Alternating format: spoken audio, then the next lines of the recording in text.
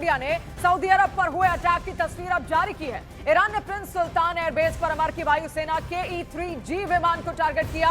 नई तस्वीर में एयरबेस पर पहले और बाद के हालात को यहां पर दिखाया गया है, जिससे पता चलता है कि उसके बाद जब वहां पर अटैक होता है तो क्या हालात वहां पर बन जाते हैं। आप देखिए, प्रिंस सुल्तान एयरबेस पर यह अटैक यहां पर किया गया है। अमेरिकी वायुसेना के विमान को यहां पर टारगेट करना था और वहां पर जितने भी अमेरिकी बेसिस बने हुए, इससे पहले भी आपने दिखाई तस्वीर, यहां पर देखिए किस तरीके से ईरान ने उन सबको भी टारगेट किया। लेकिन अभी तस्वीर आप यहां पर देखिए, जिसकी गवाही यहां पर साफ है कि किस तरीके से यहां अटैक हुआ है। और उधर इजरायली सेना ने दावा किया है कि जमीनी जंग में IDF के जवान लेबनान के अंदर करीब 30 किलोमीटर तक घुस चुके हैं और हिजबुल्लाह के करीब 200 से ज्यादा ठिकानों को तबाह कर दिया गया है। लितानी नदी तक बफर जोन बनाने के लिए इजरायल सेना का मिशन और तेज हो चुका है। IDF ने हिजबुल्लाह के कमांड सेंटर और मिसाइल डिपो को भी नष्ट करने का दावा यहां पर किया। देखिए, इजरायली डिफेंस फोर्स जो लगातार डटी हुई है और ऐसे में खासतौर पर जो उत्तरी इलाका है इजरायल का, वो बिल्कुल असुरक्षित बनता हुआ जा रहा है, क्योंकि हिजबुल्लाह वहां पर कई अटैक्स अब तक कर चुका है और उसी को सुरक्षित करने के लिए अब लेबनान के अंदर तक घुस चुकी है IDF। और दक्षिणी इजरायल के बीरशेवा में नियोत होवा केमिकल हब पर ईरानी बैलिस्टिक मिसाइल हमले के बाद हालात बेहद तनावपूर्ण हो चुके हैं। हमले के बाद इलाके में आग लग गई और आसमान में काले धुएं का गुबार भी छा गया। धुएं का गुबार ऐसा जैसा मानो किसी ने परमाणु बम से वहां पर अटैक कर दिया हो। और वहीं केमिकल रिसाव की आशंका के चलते सुरक्षा एजेंसियां इस वक्त पूरी तरीके से मुस्तैद हैं। द टाइम्स ऑफ इजरायल के मुताबिक दमकल और बचाव टीमें वहां पर मौके पर पहुंचकर क्षतिग्रस्त स्टोरेज यूनिट्स को सील करने में लगी हुई हैं और स्थिति को काबू करने में जुटी हुई हैं। आप तस्वीर यहां पर देखिए, आपको बिल्कुल ऐसा ही लगेगा जैसे कोई परमाणु बम यहां पर गिर गया हो, लेकिन ऐसा है नहीं। एक इंडस्ट्रियल इलाका यहां पर था और वहां पर यह अटैक किया गया। उसके बाद बीरशेवा में आप देखिए काले धुएं का गुबार दूर दूर तक दिखाई दे रहा था। देखिए, सबसे ज्यादा बड़ा टारगेट इस वक्त ईरान का यही है कि वो जितने भी या तो न्यूक्लियर फैसिलिटीज है उनको टारगेट कर दे या फिर वेपन फैसिलिटीज और बिजली संयंत्रों को खत्म कर दे इजरायल के। न्यूज़ 18 इंडिया की टीम पहुंची है नियत हवा में, जहां पर एक केमिकल प्लांट में जो है अभी आग लगी है, क्योंकि ईरान की तरफ से दागे गए मिसाइल की वजह से यहां पे आग लगी है और अभी भी यहां पे ये जल रहा है और काफ़ी सारा धुआं यहां की ओर भी आ रहा है। और लोगों से कहा गया है कि वो इस एरिया में जो है इंडोर्स रहें, यानी घरों के अंदर रहें, क्योंकि यहाँ पे केमिकल लीक हो सकता है। मैं विजुअल्स दिखाने की कोशिश करूंगा कि क्या हाल है यहाँ पे, क्योंकि न्यूज़ 18 इंडिया की टीम यहाँ पे रियल ग्राउंड जीरो पे पहुंच चुकी है। तो ये आप देख सकते हैं, ये वो केमिकल प्लांट है जिसमें आग लगी है। ये बेरशेवा एरिया में पड़ता है और यहाँ पर बहुत ही कड़वा धुआं, यहाँ पे सांस लेना भी मुश्किल हो रहा है। यकीन मानिए, हालांकि हम थोड़ी सी दूरी पे हैं, लेकिन यहाँ पर भी सांस लेना मुश्किल हो रहा है, क्योंकि ये हैजर्डस केमिकल हो सकते हैं और लोगों से कहा गया है कि वो इस एरिया से दूर रहें। लेकिन यहाँ पे आप देख सकते हैं धुआं अभी भी यहाँ पे उठ रहा है और बताया जा रहा है कि यहाँ पे मिसाइल का एक हिस्सा गिरा था और उसके बाद इस केमिकल प्लांट में आग लगी थी। लगातार ईरान की तरफ से बैलिस्टिक मिसाइल से निशाना लगाया जा रहा है अलग अलग जगहों पे। जिस तरीके से ईरान में लगातार हमले किए जा रहे हैं और अब ईरान की तरफ से भी लगातार इंपॉर्टेंट लोकेशंस को निशाना बनाया जा रहा है। ये जो एरिया है, ये नेगेव जो डेजर्ट्स हैं, जहाँ पे बताया जा रहा है कि इसराइल के न्यूक्लियर प्लांट्स हैं, उन्हीं एरियाज़ में से एक एरिया ये भी है। हालांकि ये वहाँ से काफ़ी दूर है, लेकिन ये बेरशेवा में एरिया पड़ता है और अभी भी यहाँ पे ये देख सकते हैं आप, ये केमिकल प्लांट जो है ये अभी भी यहाँ पर जल रहा है। तो न्यूज़ 18 इंडिया की टीम यहाँ पे पहुँची है, मैं यहाँ पे दिखाने की कोशिश करूँगा। यहाँ पे आप देख सकते हैं ये केमिकल प्लांट्स हैं और यहाँ पर अभी हम देख पा रहे हैं कि धुआं हर तरफ से यहाँ पर उठ रहा है। जिस तरीके से यहाँ पे आग लगी है, लगता है कि काफ़ी सारा नुकसान जो है वो इस प्लांट में हुआ है और अभी भी आग को पूरी तरह से नहीं बुझाया जा सका है। ये आप देख सकते हैं, ये फायर एंड इमरजेंसी सर्विसेज की गाड़ियां जो हैं, एक आ रही है एक जा रही है और लगातार हम यहां से देख पा रहे हैं। ये देख सकते हैं आप, यहाँ पे फायर एंड इमरजेंसी सर्विसेज की काफ़ी सारी व्हीकल्स हैं, एक आ रही है एक जा रही है। तो उससे ऐसा लगता है कि यहाँ पे भयानक आग लगी हुई है और आग को बुझाने की कोशिश लगातार जारी है। ये देख सकते हैं आप, एक के बाद एक यहाँ पे फायर एंड इमरजेंसी सर्विसेज की गाड़ियाँ आ रही हैं इस आग को बुझाने के लिए, क्योंकि केमिकल प्लांट में यहाँ पे आग लगी है। केमिकल प्लांट को निशाना बनाया गया था। दूर दूर से यहाँ पे फायर टेंडर्स जो हैं वो लाए गए हैं, दूर दूर इलाकों से। टेल अवीव से भी कुछ फायर टेंडर्स यानी फायर सर्विस की गाड़ियां लाई गई हैं आग बुझाने के लिए। और हम यहाँ पे देख रहे हैं कि यहाँ पर लोगों को कहा गया है कि कोई मूवमेंट ज़्यादा ना करें और जो भी इन इलाकों में लोग रहते हैं उनको कहा गया है कि वो घरों के अंदर ही रहें, क्योंकि यहाँ से काफ़ी सारा हैज़र्डस केमिकल जो है वो लीक हो सकता है। तो देखा आपने किस तरीके से केमिकल फैक्ट्री को ईरान ने यहां पर टारगेट किया इजराइल में। और आइए अब आपको समझाते हैं कि बीरशेबा में मौजूद नियोत होवाव केमिकल हब इजराइल के लिए इतना अहम आखिर क्यों है। तो देखिए, नियोत होवाव औद्योगिक क्षेत्र इजराइल का एक प्रमुख केमिकल और औद्योगिक हब है, जहां बड़ी मात्रा में खतरनाक रसायनों यानी कि केमिकल्स का उत्पादन और भंडारण किया जाता है। ऐसे में इस इलाके पर हमला केवल सैन्य दृष्टि से ही नहीं बल्कि पर्यावरण और नागरिक सुरक्षा के लिहाज से भी बेहद संवेदनशील माना जा रहा है। फिलहाल स्थिति पर लगातार नजर रखी जा रही है। प्रशासन ने लोगों से अफवाहों से बचने और केवल आधिकारिक जानकारी पर भरोसा करने की अपील भी इसी के साथ की। और देखिए, ईरान के हमले के बाद आईडीएफ ने भी ईरान के मिसाइल हब पर सर्जिकल स्ट्राइक कर उसे अब तक का सबसे बड़ा नुकसान पहुंचाने का दावा किया। इजरायली एयरफोर्स ने ईरान की बैलिस्टिक मिसाइल असेंबली करने वाले यूनिट सेंटर को यहां पर तबाह कर दिया है। इजरायल ने यहां तक का दावा किया कि हमलों में ईरान के मिसाइल इंजन और ड्रोन फैक्ट्री मलबे में तब्दील हो चुके हैं, जिसके कई वीडियोस भी वहां से जारी किए गए। नक्शा आप यहां पर देखिए, नक्शा हम आपको दिखा रहे हैं। यही वो इलाका जहां पर मिसाइल असेंबलिंग यहां पर होती थी, लेकिन इसको खत्म कर दिया गया है। ये तब खत्म किया जब ईरान ने उसके केमिकल हब पर अटैक किया। उसके बाद इजरायल भी उसके बैलिस्टिक मिसाइल सेंटर पर हमला कर देता है। और ईरान की मिसाइल ने इजरायल में भारी तबाही मचाई। एश्तोआन में मलबे के ढेर में सब कुछ तब्दील होता हुआ दिखा, जहां पर इमारतें बड़ी नुकसान उनको वहां पर हुआ। वहां से आपको ग्राउंड जीरो से एक रिपोर्ट दिखाते हैं रिफत अब्दुल्ला की। तो न्यूज़ 18 इंडिया की टीम है उस जगह पर जहां पर ईरान की तरफ से दागा गया मिसाइल फट गया। और ये आप देख सकते हैं कि यहाँ पे भयानक तबाही इर्द गिर्द हुई है। जो कुछ भी यहाँ पे था वो चकनाचूर हुआ है। और न्यूज़ 18 इंडिया की टीम है रियल ग्राउंड जीरो पर उस जगह पर जहां पर ईरान की तरफ से दागा गया मिसाइल फटा और इर्द गिर्द जो भी चीज़ें थी वो पूरी तरह से बर्बाद हो गई, पूरी तरह से बिखर गई हैं। ये आप देख सकते हैं यहाँ पे क्या हाल हुआ है।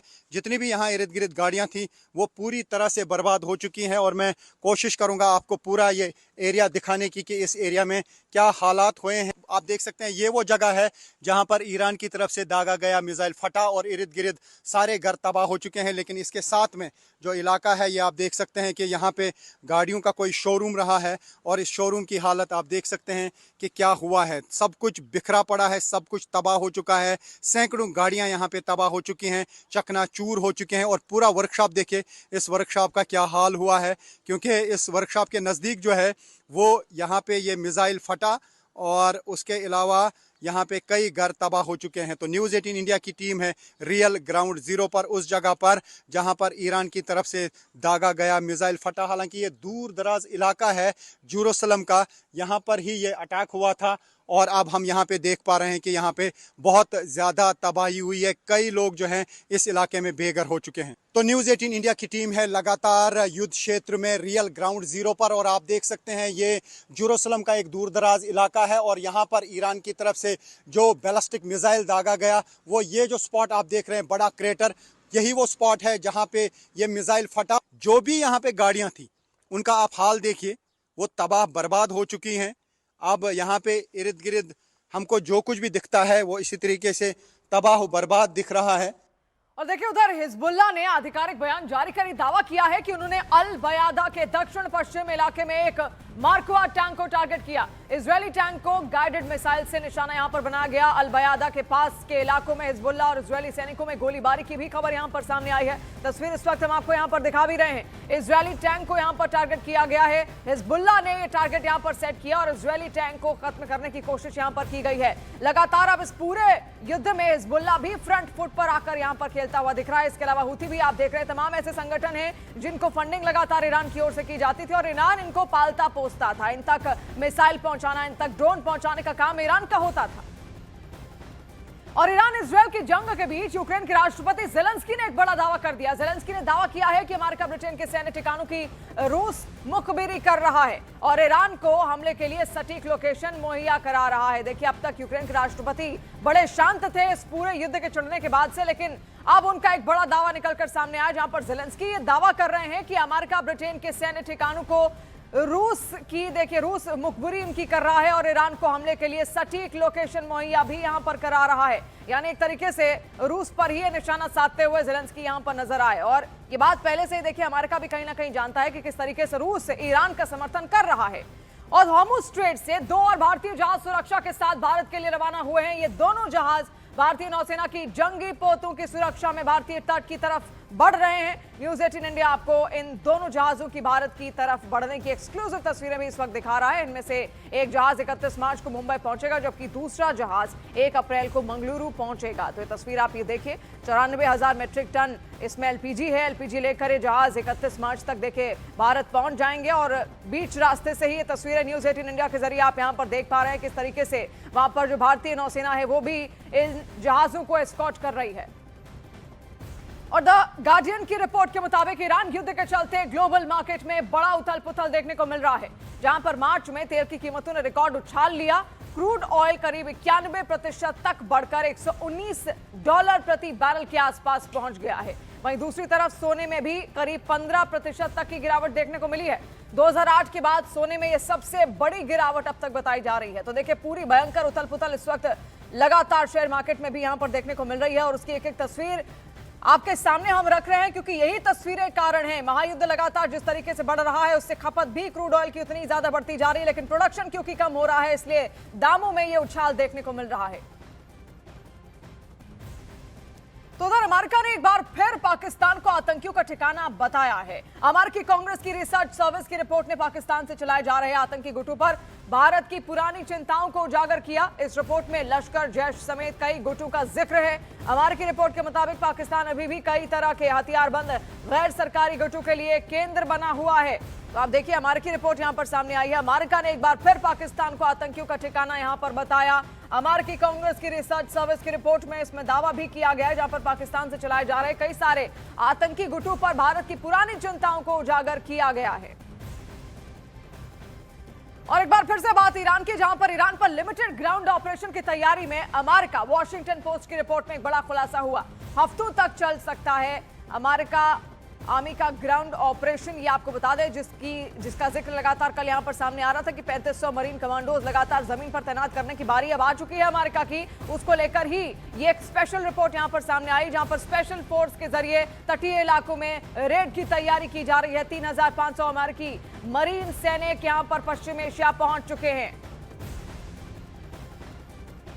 और शक्तिशाली अमेरिका अपने जिस ताकतवर मरीन कमांडो की बदौलत ग्राउंड ऑपरेशन को अंजाम देना चाहता है, उसकी भी कई खासियतें हैं। चलिए आपको मरीन कमांडो के बारे में भी बताते हैं विस्तार से। अब देखिए, अमेरिकी मरीन्स को नेवल इन्फेंट्री भी कहते हैं। समंदर से जमीन पर उतरकर लड़ने में बेहद सक्षम है। मरीन्स जमीन, समुद्र, हवा तीनों में लड़ सकते हैं। दुश्मन के इलाके में उतरकर महत्वपूर्ण ठिकानों पर कब्जा करने में माहिर हैं।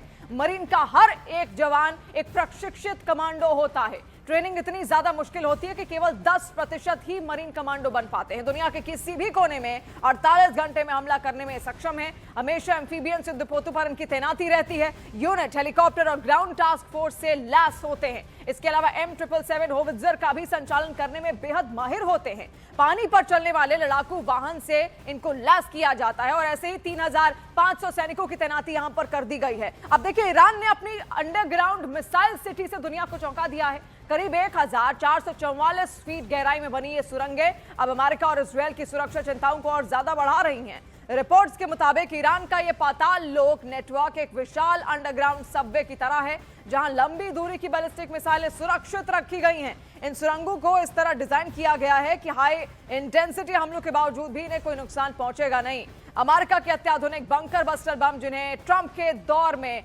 और ताकतवर बनाया गया, वो भी इन गहराइयों तक असरदार साबित नहीं हो पा रहे। ईरान का यह दावा है कि उसका मिसाइल नेटवर्क दुनिया का सबसे सुरक्षित और सर्वाइवेबल है, और जो किसी भी हमले के बाद तुरंत जवाबी कार्रवाई करने में बिल्कुल सक्षम है। विशेषज्ञ मानते हैं कि नेटवर्क मध्य पूर्व में सैन्य संतुलन को बदल सकता है और अमेरिका इजरायल के लिए नई रणनीतिक चुनौती भी बन गया है।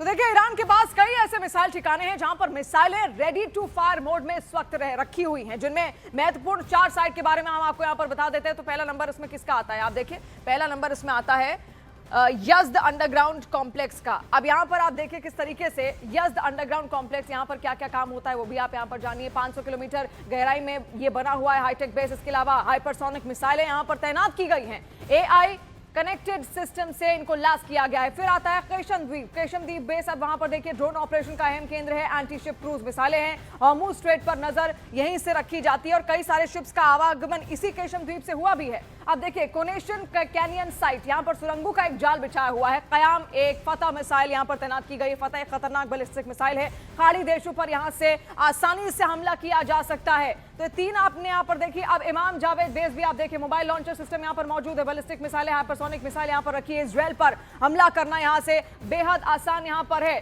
तो आपने देखा किस तरीके से इन मिसाइलों का इस्तेमाल यहाँ पर कर सकता है ईरान। और इसी के साथ एक और बड़ी खबर आपको यहाँ पर बता दें, जहां पर तेहरान में देखिए, तेहरान में सऊदी के एक टीवी स्टेशन पर भी अटैक की खबर यहाँ पर सामने आ रही है। ये बड़ी खबर उस वक्त तेहरान से, जहां पर तेहरान में अल अरबी मीडिया के दफ्तर पर मिसाइल हमला हुआ है। तेहरान में सऊदी के टीवी चैनल पर, टीवी स्टेशन पर यह अटैक हुआ। वहां की तस्वीर आप देखिए। इजराइल के मिसाइल अटैक में दोनों इमारतें जमींदोज हुई हैं। हमले में कई लोगों के मारे जाने का दावा भी वहां पर किया जा रहा है। कई लोग उस वक्त इमारत के अंदर मौजूद रह सकते हैं। हालांकि उसके बाद का ये मंजर आप देखिए किस तरीके से भयंकर तबाही वहां पर हुई है। टीवी अल अरबी नेटवर्क का एक हेडक्वार्टर वहां पर था, वहीं पर यह अचानक से अटैक किया गया। और इस अटैक में आप देखिए जो लोग वहां पर हैं वो बातें करते हुए भी नजर आ रहे हैं आपको। और देखिए नुकसान जिस तरीके से हुआ है वो दिखाते हुए भी वहां पर नजर आ रहे हैं। हमले में कई लोगों के मारे जाने की खबर भी सामने आ रही है। आप देखिए कैसे पूरी इमारत चकनाचूर हो चुकी है और उसका एक एक हिस्सा, एक एक ढांचा वहां पर खत्म कर दिया गया है ईरान की ओर। ईरान में देखिए सऊदी का ये टीवी चैनल था और ईरान से तस्वीर हम आपको दिखा रहे हैं। इजराइल पर हिजबुल्लाह के हमले और ज्यादा तेज होते हुए भी इस बीच दिख रहे हैं, जहां पर इजराइल सेना के खिलाफ 70 ऑपरेशन करने का दावा किया गया है। 24 घंटे में इजराइल पर हमले और ज्यादा तेज करने का दावा यहां पर किया गया। तो हमले लगातार भयंकर होते जा रहे हैं दिन ब दिन। और आज देखिए 31वां दिन भी इसी के साथ हो चला है। इस युद्ध के शुरू हुए और लगभग इंतजार किया जा रहा है कि आखिर युद्ध खत्म कब होगा और क्या कोई बातचीत के लिए बाहर निकल कर आएगा या फिर नहीं।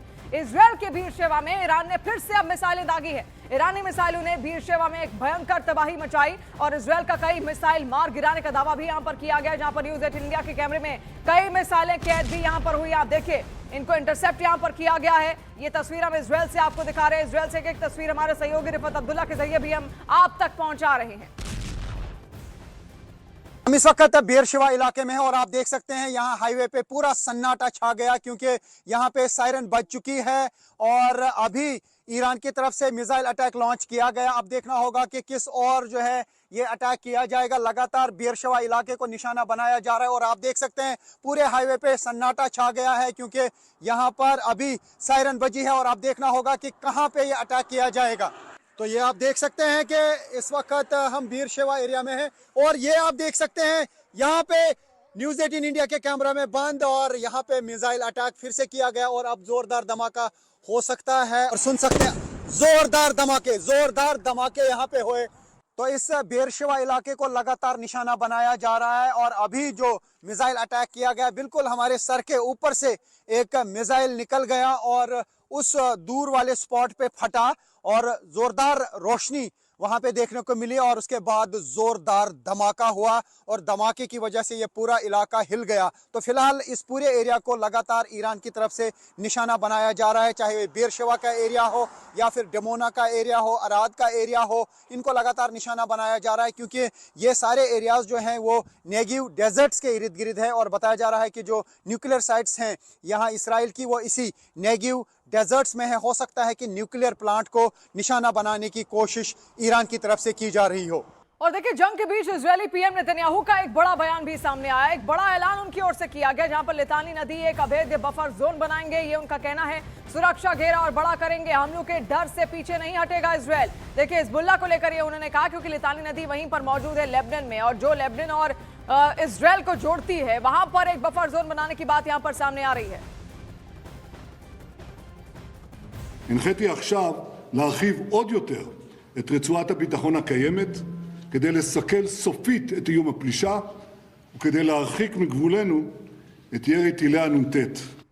और जंग के बीच अमेरिकी राष्ट्रपति ट्रंप का एक बड़ा दावा सामने आया, जहां पर ट्रंप ये कहते हैं मुझे यकीन है कि ईरान से जल्द डील हो जाएगी। ट्रंप ने यह भी कहा कि ईरान के साथ अच्छी बातचीत चल रही है। ईरान ने हमें 20 तेल टैंकरों का गिफ्ट दिया है, लेकिन सवाल अब भी वही कि बातचीत हो किससे रही है। Back on the 15-point plan, they gave us most of the points. Why wouldn't they? You make it sound like they've made some concessions. Can you identify those? Well, they're agreeing with us on the plan. I mean, we asked for 15 things, and for the most part, we're going to be asking for a couple of other things. And just to prove that they're serious, they gave us all these votes. When I talked about 4 days ago a present, I said they gave me a present, but I didn't think I was at liberty to say what it was. Many targets today. It was a big day, and we are negotiating with them directly and indirectly. Gave us as a tribute, I don't know, I can't define it exactly, but they gave us, I think out of a sign of respect, 20 boats of oil, big boats of oil, going through the Hormuz Strait, and that's taking place starting tomorrow morning. और देखिए, पश्चिम Asia में बढ़ते तनाव के बीच Iran के साथ टकराव अब अमेरिका पर भारी पड़ता हुआ दिख रहा है। वॉल स्ट्रीट जर्नल की रिपोर्ट में बड़ा दावा किया गया कि जंग के सिर्फ 3 हफ्तों में अमेरिका को करीब 27,506 करोड़ रुपए का नुकसान उठाना पड़ा है। रिपोर्ट के मुताबिक ये नुकसान केवल सीधे युद्ध खर्च तक सीमित नहीं है, बल्कि इसमें एयर डिफेंस सिस्टम की तैनाती, मिसाइल इंटरसेप्शन, फ्यूल सप्लाई और मिडिल ईस्ट में अतिरिक्त सैनिकों की तैनाती का भारी खर्च शामिल है। विशेषज्ञों का यह कहना है कि लगातार हमले और जवाबी कार्रवाई की वजह से ऑपरेशन कॉस्ट तेजी से यहां पर बढ़ती हुई दिख रही है और हर इंटरसेप्ट की गई मिसाइल पर करोड़ों रुपए खर्च हो रहे हैं, जिससे अमेरिकी संसाधनों पर दबाव बढ़ता जा रहा है।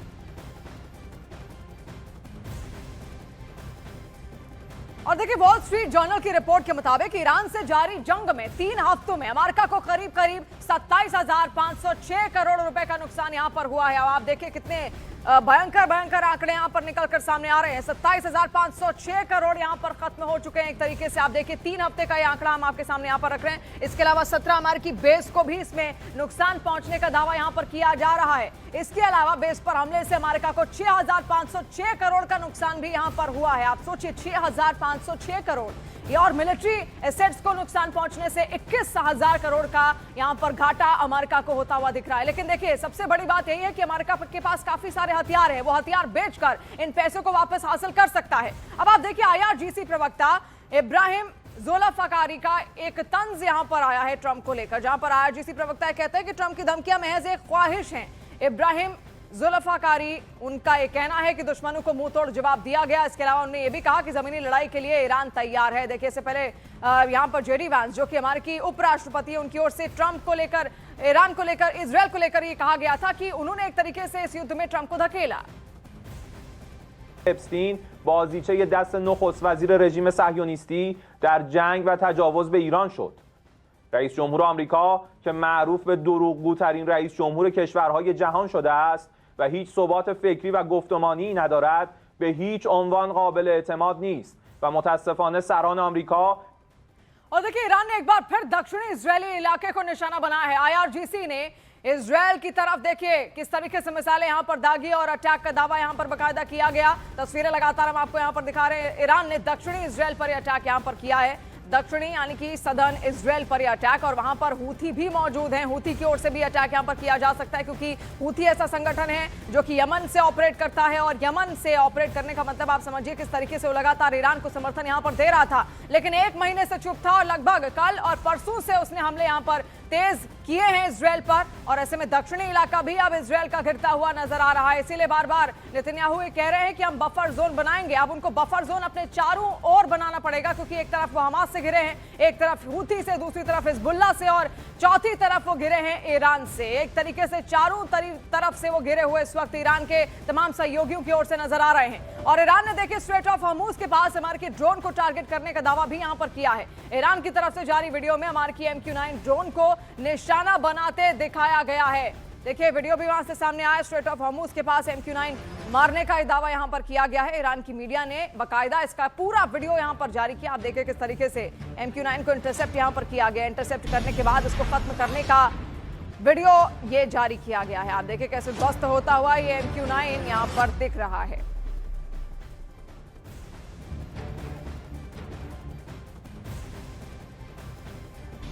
और देखिए हिजबुल्लाह के साथ साथ इजराइल पर हमास के ठिकानों पर भी तबाही मच रही है। इजरायली सेना ने गाजा में हमास के ठिकानों पर एयर स्ट्राइक की, जिसमें 10 लड़ाकों के मारे जाने का दावा किया जा रहा है। और खबर है कि इस हमले में समझौते के बाद रिहा हुआ अहमद अबू रिदा मारा गया है। तो आप देखिए किस तरीके से कई समझौते यहां पर हुए। सीज़फायर को लेकर भी बात यहां पर बन रही थी, लेकिन अब भी वो बात बनती बिगड़ती हुई ही दिख रही है, क्योंकि इस युद्ध का फायदा हमास भी यहां पर उठा रहा है और हमास भी इजराइल पर हमला कर रहा है। और अब भी आईडीएफ का कहना है कि हमने हमास के भी कई ठिकानों को यहां पर खत्म किया है। ईरान के निशाने पर इस वक्त अमेरिकी बेसिस मौजूद हैं और ईरान ने जॉर्डन के अल अजराक हवाई अड्डे पर ड्रोन के मौजूद होने का एक वीडियो बाकायदा जारी किया। इस वीडियो के जरिए ईरान ने एक बार फिर अमेरिका को धमकाने की कोशिश की है। तो आप तस्वीर देखिए, कई सारे प्रोपेगेंडा वीडियोज इस दौरान यहां पर सामने आ रहे हैं और ऐसे में ये भी एक तस्वीर यहां पर सामने आई है। अमेरिकी ठिकाने को टारगेट करने की धमकी बाकायदा यहां पर दी गई है ईरान की ओर से।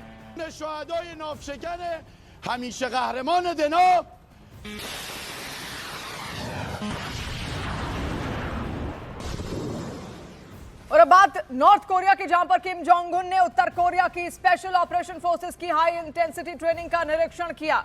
ट्रेनिंग प्रोग्राम में लाइव फायर ड्रिल्स दिखाई गई हैं, जहां सैनिकों ने सटीक निशानेबाजी का प्रदर्शन किया। इसके अलावा स्पेशल फोर्सेस ने मार्शल आर्ट्स, बोर्ड ब्रेकिंग और कठिन सहन शक्ति वाले कई सारे करतब दिखाए। इस दौरान महिला स्पेशल ऑपरेशन ब्रिगेड भी ट्रेनिंग में शामिल नजर आई।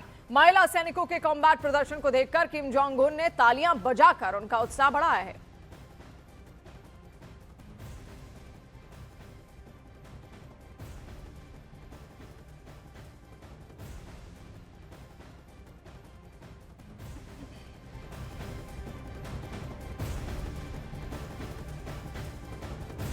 और देखिए उत्तर कोरिया के तानाशाह किम जोंग उन ने एक पावरफुल मिसाइल इंजन का सफल परीक्षण करके एक बार फिर दुनिया की टेंशन बढ़ा दी है। उत्तर कोरिया ने एक high thrust solid fuel missile engine का सफल परीक्षण किया है, जो इंटरकॉन्टिनेंटल बैलिस्टिक मिसाइलों को अमेरिका तक पहुंचाने में सक्षम बताया जा रहा है।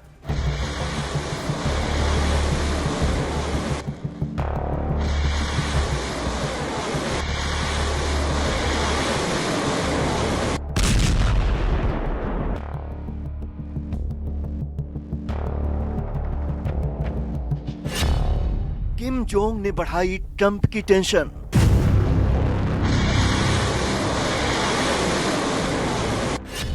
सुपर पावर मिसाइल इंजन का सफल परीक्षण।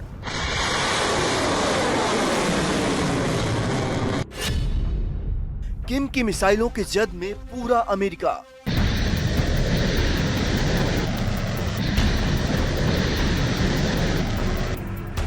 महायुद्ध से दुनिया भर में छाए संकट के बीच अब एक और टेंशन बढ़ाने वाली खबर आई है।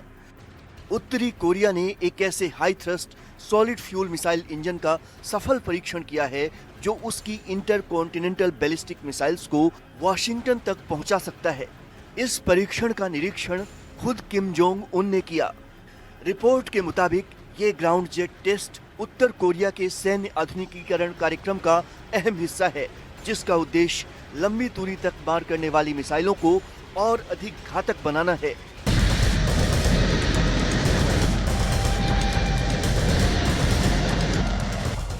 जिस वक्त ट्रंप ईरान के साथ युद्ध में फंसे हैं, ऐसे वक्त में किम जोंग उन ने इस मिसाइल इंजन का सफल परीक्षण करके पूरी दुनिया को चौंका दिया।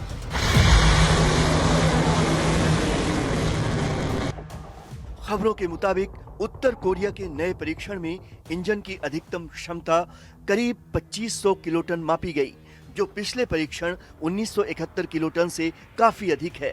विशेषज्ञों का मानना है कि इस तरह की क्षमता में वृद्धि का उद्देश्य मिसाइलों की मारक क्षमता और पेलोड को बढ़ाना है। इस अपग्रेडेड इंजन में कंपोजिट कार्बन फाइबर जैसी उन्नत सामग्री का इस्तेमाल किया गया है, जो मिसाइल को हल्का और अधिक शक्तिशाली बनाता है।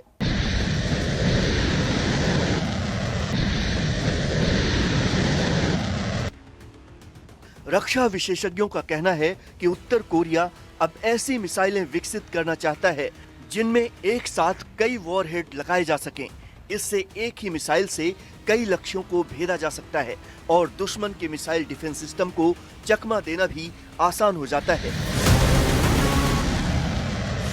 जानकारों का मानना है कि ये तकनीक अमेरिका और उसके सहयोगी देशों के लिए गंभीर चुनौती बन सकती है, क्योंकि अब पूरा अमेरिका किम जोंग उन की मिसाइलों की जद में आ गया है। किम जोंग उन पहले ही साफ कर चुके हैं कि वो उत्तर कोरिया को स्थायी परमाणु शक्ति बनाना चाहते हैं। किम जोंग उन ने अपने मिसाइल प्रोग्राम को जारी रखने की बात कही है। लगातार उत्तर कोरिया अपने सैन्य बजट में बढ़ोतरी कर रहा है। अमेरिका और दक्षिण कोरिया के खिलाफ किम जोंग उन का सख्त रुख सामने आ चुका है। अहम बात यह है कि उत्तर कोरिया में यह टेस्ट ऐसे समय हुआ जब किम जोंग उन ने ट्रंप पर कई आरोप लगाए हैं। किम ने हाल ही में ईरान युद्ध को लेकर अमेरिका पर वैश्विक राज्य आतंकवाद और आक्रामकता का आरोप लगाया और अब किम ने इस सुपर पावर इंजन का परीक्षण करके साफ कर दिया है कि वो अमेरिका समेत पूरी दुनिया को अपनी ताकत दिखाना चाहते हैं।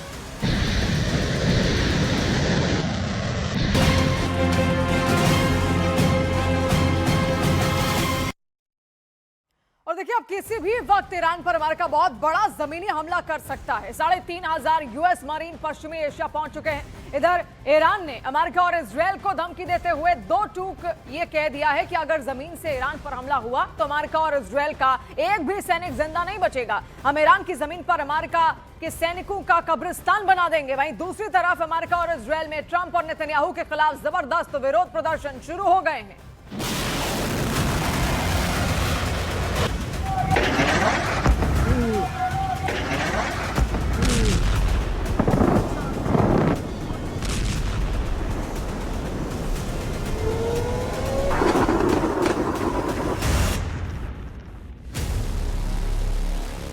हमले को तैयार 3,500 अमेरिकी सैनिक, जमीन पर ईरान से आखिरी जंग। ईरान युद्ध के 30 दिन अमेरिका और इजराइल पर बहुत भारी पड़ने लगे हैं। यही वजह है कि अब अमेरिका और इजराइल इस कोशिश में हैं कि जल्द से जल्द ईरान पर ऐसा हमला किया जाए ताकि जमीन पर अमेरिका और इजराइल की जीत स्पष्ट नजर आए। पिछले 48 घंटे में अमेरिका और इजराइल ने ईरान पर इस तरह से हमले किए हैं ताकि जब ईरान पर जमीनी हमला हो तो ईरान पूरी तरह से घुटनों पर आ जाए। अमेरिका और इजराइल के लिए युद्ध के पिछले 30 दिन इसलिए भी बहुत भारी पड़ने लगे हैं क्योंकि ईरान ने जिस तरह से इजराइल से लेकर सऊदी अरब तक खूंखार हमले किए हैं वो वाकई चौंकाने वाले हैं। तेल अवीव ईरानी मिसाइलों की आग में जल रहा है, जबकि सऊदी अरब के प्रिंस सुल्तान एयरबेस पर जिस तरह से ईरान ने अमेरिकी विमान को उड़ाया है उसे देखकर तो ट्रंप की रूह कांप गई होगी। अब खबर है कि ट्रंप जल्द से जल्द युद्ध से बाहर निकलना चाहते हैं और इसीलिए अमेरिका ने 3,500 सैनिकों को पश्चिमी एशिया में पहुंचा दिया है। लेकिन इस बीच अमेरिका और इजराइल में युद्ध के खिलाफ ऐसा गदर शुरू हुआ है जो एक तरह से ट्रंप और नेतन्याहू के खिलाफ तख्ता पलट साबित हो सकता है। अमेरिका के सभी 50 राज्यों में अमेरिकी इतिहास का सबसे बड़ा प्रदर्शन हो रहा है, जहां राष्ट्रपति ट्रंप को युद्ध का खलनायक बताते हुए विरोध प्रदर्शन हो रहे हैं। ट्रंप के खिलाफ नो वॉर नो किंग्स के नारे लग रहे हैं, जबकि इजराइल की राजधानी तेल अवीव और हाइफा समेत 5 शहरों में नेतन्याहू के खिलाफ प्रदर्शन हो रहे हैं। लोगों को गिरफ्तार किया जा रहा है। हम आपको दिखाने जा रहे हैं कि कैसे अब ईरान युद्ध अमेरिका और ट्रंप के लिए कोढ़ में खाज बनता जा रहा है।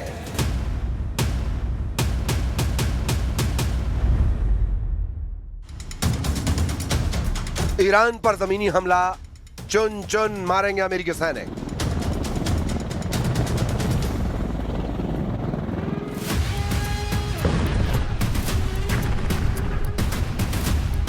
ईरान युद्ध अब आसमान से जमीन पर उतरने लगा है। 30 दिन के युद्ध में अभी तक अमेरिका और इजराइल ने मिलकर 17,000 से ज्यादा ईरानी ठिकानों पर हमले किए हैं। अमेरिका और इजराइल के जेट, बमबरशक, मिसाइलें और ड्रोन ने आसमान से राजधानी तेहरान समेत कम से कम 25 ईरानी शहरों और कस्बों पर धमाके किए हैं। अकेले तेहरान पर ही 3,600 बम दागे गए हैं। पूरे ईरान पर F-35 जेट, B-2 बम वर्षकों से 20,000 के करीब बम और मिसाइलें दागी गई हैं। ईरान के Fordo, Isfahan, Natanz, Bushehr nuclear plant, Arak और अरादान परमाणु ठिकानों पर प्रचंड हमले किए जा चुके हैं। लेकिन उसके बावजूद ईरान में अभी भी 3,556 ठिकाने ऐसे हैं जिन्हें राष्ट्रपति ट्रंप हर हाल में तबाह और बर्बाद कर देना चाहते हैं। और इसी के लिए अब अमेरिकी सैनिक ईरान पर जमीनी हमला करने जा रहे हैं।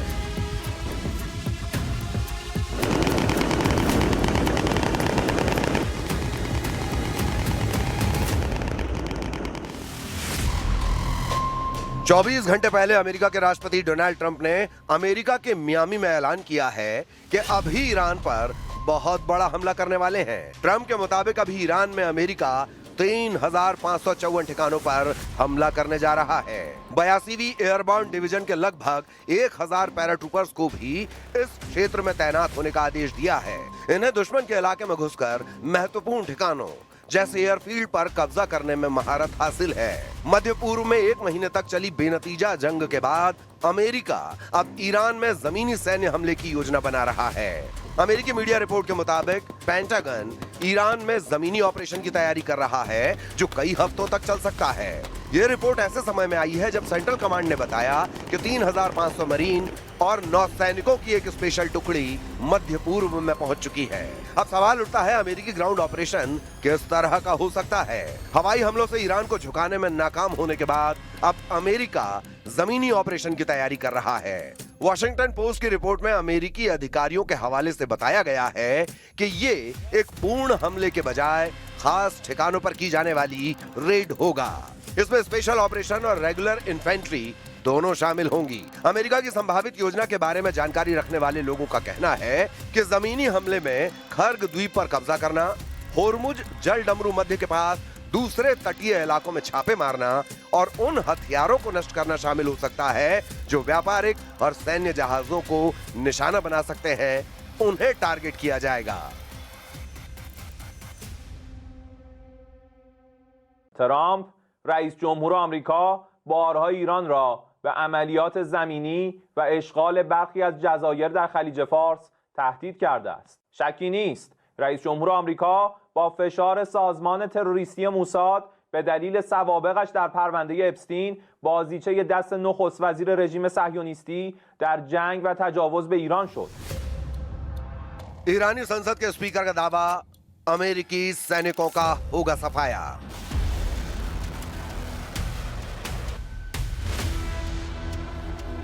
इस बीच ईरान ने अमेरिकी सैनिकों को संभावित जमीनी ऑपरेशन के खिलाफ चेतावनी दी है। ईरान के प्रमुख अंग्रेजी अखबार तेहरान टाइम्स ने अपने फ्रंट पेज पर वेलकम टू हेल यानी नर्क में आपका स्वागत है शीर्षक से लेख लिखा है, जिसमें धमकी दी है कि अगर अमेरिकी सैनिक ईरान की जमीन पर उतरते हैं तो वो ताबूत में ही वापस जाएंगे। ईरान, इजराइल और अमेरिका के बीच जारी इस भीषण युद्ध के 30वें दिन ईरानी संसद के स्पीकर मोहम्मद बकीर गालिबफ ने अमेरिका को अब तक की सबसे कठोर चेतावनी दी है। गालिबफ की चेतावनी की 5 मुख्य बातें जान लीजिए। अमेरिकी सैनिकों को आग के हवाले कर देंगे। गालिबफ ने सरकारी समाचार एजेंसी इरना के जरिए बयान में कहा है, हमारे जाबाज जमीन पर अमेरिकी सैनिकों के आने का बेसब्री से इंतजार कर रहे हैं ताकि उन्हें आग के हवाले किया जा सके और उनके क्षेत्रीय सहयोगियों को हमेशा के लिए सबक सिखाया जा सके। अमेरिका पर दोहरी चाल का आरोप लगाते हुए कहा है कि अमेरिका दुनिया के सामने बातचीत और कूटनीति का नाटक कर रहा है, लेकिन गुप्त रूप से ईरान पर जमीनी हमले की साजिश रच रहा है। उन्होंने इसे अमेरिका का धोखा करार दिया। شکی نیست رئیس جمهور آمریکا با فشار سازمان تروریستی موساد به دلیل سوابقش در پرونده اپستین بازیچه دست نخست وزیر رژیم صهیونیستی در جنگ و تجاوز به ایران شد. رئیس جمهور آمریکا که معروف به دروغگوترین رئیس جمهور کشورهای جهان شده است و هیچ ثبات فکری و گفتمانی ندارد، به هیچ عنوان قابل اعتماد نیست و متاسفانه سران آمریکا به کسی اختیارات فرماندهی نیروهای مسلح را واگذار نمودند که به دلیل بی‌تعادلی، موضع‌گیری‌ها و تصمیمات خطرناک و غلط ارتش آمریکا را وارد باطلاق مرگ نموده است. ترامپ موضوعی را یک روز صبح به طبل تهدید می‌کوبد و عصر همان روز عقب نشینی می‌کند. ट्रंप नेतन्याहू के खिलाफ खुली बगावत।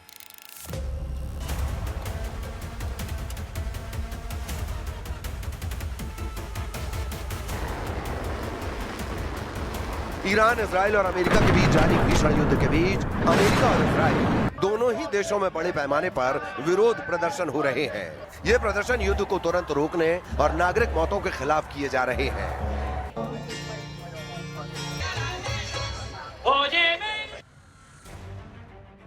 अमेरिका और यूरोप में नो किंग्स रैलियों के तहत लाखों लोगों ने राष्ट्रपति डोनाल्ड ट्रंप की नीतियों और ईरान युद्ध के खिलाफ प्रदर्शन किया।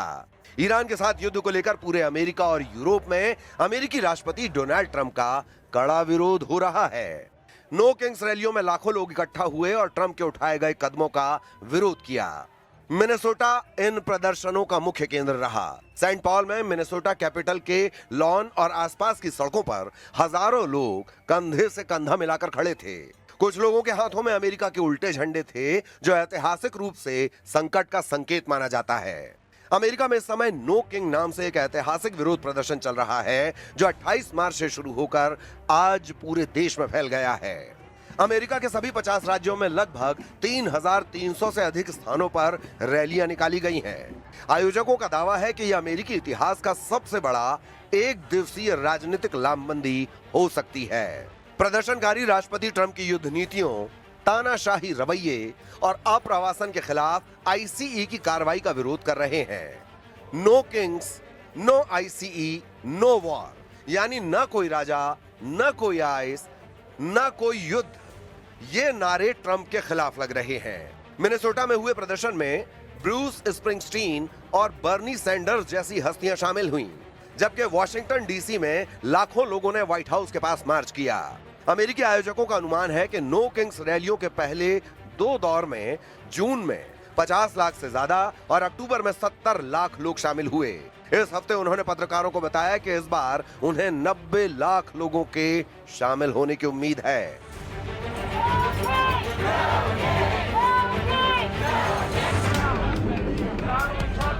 इजराइल में युद्ध के समर्थन के बावजूद युद्ध के कारण हो रहे मानवीय और आर्थिक नुकसान के खिलाफ जनता का एक वर्ग सड़कों पर उतर आया है। तेल अवीव, यरूशलेम, हाइफा और बीरशेबा में रात भर जोरदार प्रदर्शन हुए।